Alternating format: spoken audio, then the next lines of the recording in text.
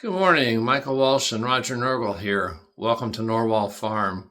It's January the 4th and we've got a number of small jobs to do today. Let's get started, and it's a beautiful day here. It's sort of mid-20s today, so it's a great day to do this. Here's an update on the feeder lambs. They're actually looking better. Their appetites have picked up. That one standing right there was the one I initially treated by itself. I think their abdomens don't look nearly as distended like they did before. So I think they had a low-grade coccidia going on that irritates the intestines and that. So they're doing really well. We're getting some dry small bale hay for them today. I think that'll work better. Water tank is working. So they're leaving the insulation alone and no ice on it. So that's working out pretty well. Very pleased with it. We have to play musical pens today. These lambs, 2 of them are going to market a week from tomorrow. So I want to weigh them today, just see which 2 are the heaviest. Those are the 2 that will go. Then once they're weighed, what I'll do is I'll run them in this chute. It'll hold all 5 of them. Then I have to bring all these ewes here into their pen and lock those in there. Then I'll weigh the lambs, run them around in with the goats, because they're going to stay with the goats from here on out. And then I'll keep them in this pen here once the ewes are processed, because then I have to bring the 2 rams in and put their marking harnesses on them.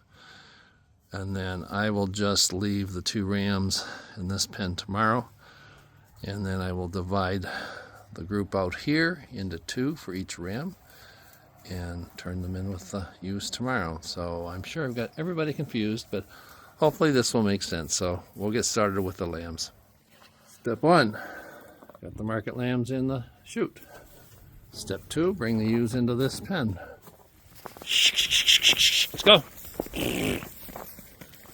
Go on. There's always one. Shh. Go. Get up there. Yeah, that looks like a closed gate. So we'll change this around. Now they should see where they're going. Go on, Garrett. Go. Go. Go on. There we go. This is where I want them for now. That was step 2. Lambs are weighed and they're over with the goats. They're all kind of running around playing now. I'll have to bring a couple of, or at least 1 grain trough over here for them. We'll still use that bunk feeder there as well. So that step's done. The next step is to get these ladies into the chute and take out their CIDRs and give them their injection of HCG, a hormone to stimulate ovulation, tomorrow. So that's the next task. This is the injection the ewes will receive today. We pull their CIDR vaginal insert out, which was progesterone, and then this HCG or PG600, it contains both follicle stimulating hormone and luteinizing hormone, and that stimulates the ewes to release their follicles and hopefully get pregnant. So the small bottle on the right is a dried powder, and then it's a sterile liquid on the left. You mix the 2, and then the ewes get 2 cc's of this each injected under the skin.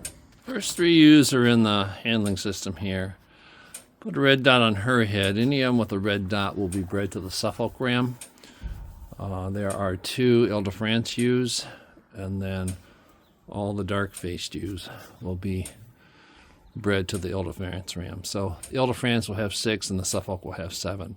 So what I'm going to do is I'm going to go through here, inject all these with the HCG, and then we'll pull their CIDRs.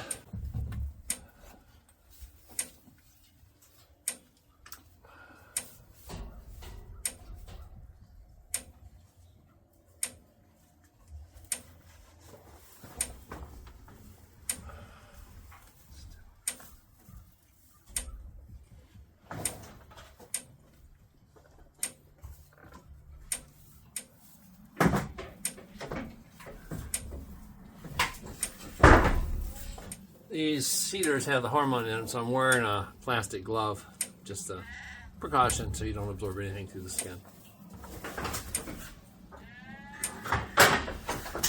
See that little plastic tag right there, string? That's what you pull on, and that pulls the insert out of the vagina. So I'll do that, and then I'll show it to you once it's out. And there it is.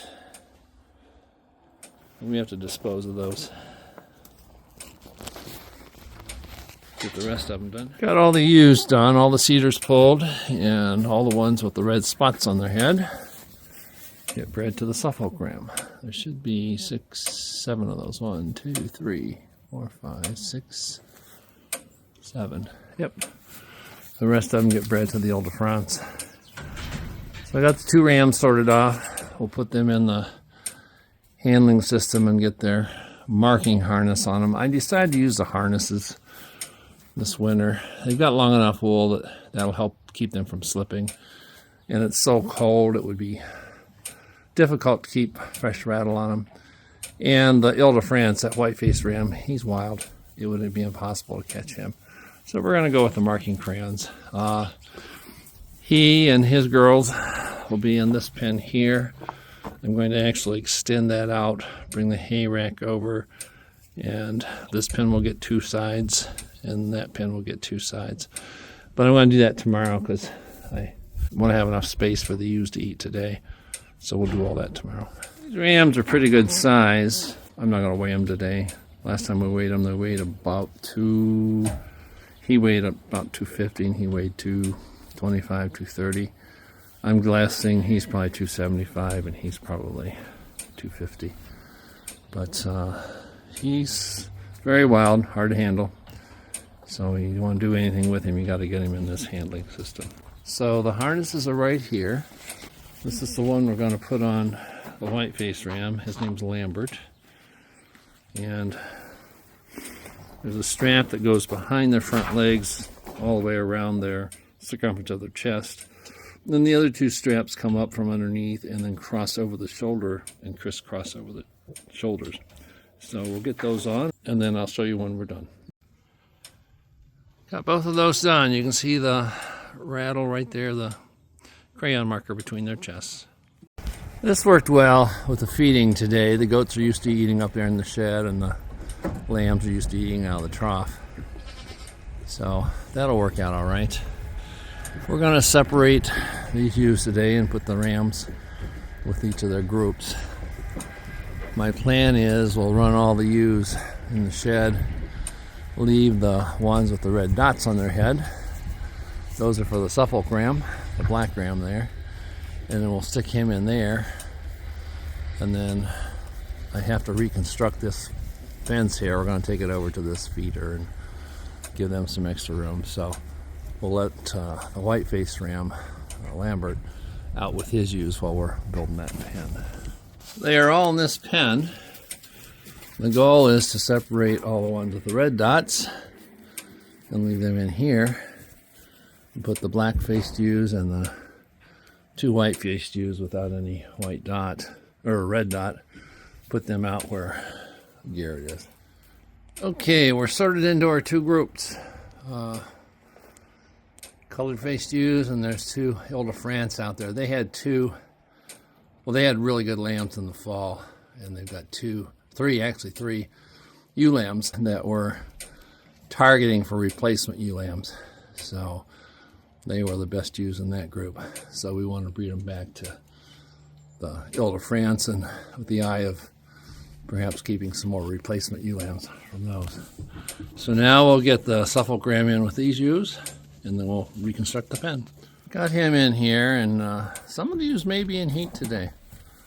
It's kind of close quarters, but you can see how that leaves an orange mark on their rump when he mounts them. I don't think she's in heat, but they could be. Last time there were some that came in heat the very first day. Just turned him out with his group. This ewe up here might be in heat. Chase her down.